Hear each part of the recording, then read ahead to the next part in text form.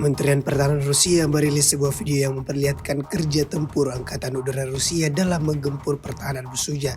Rekaman diunggah di akun Telegram @mod_Rusia pada Senin 12 Agustus 2024. Dalam rekaman dapat dilihat bagaimana awak penerbangan Angkatan Darat dengan helikopter Mi-28NM melakukan serangan udara terhadap konsentrasi anggota militer, kendaraan lapis baja dan otomotif unit Angkatan Bersenjata Ukraina di perbatasan wilayah Kursk.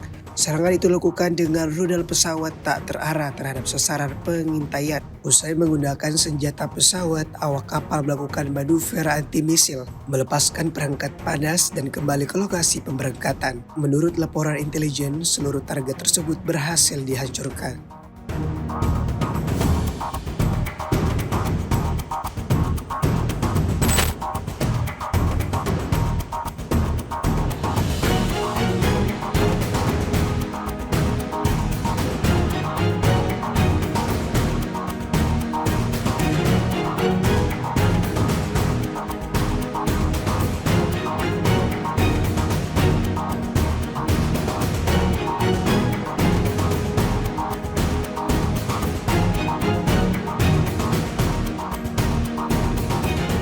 Download Tribun X sekarang, menghadirkan lokal menjadi Indonesia.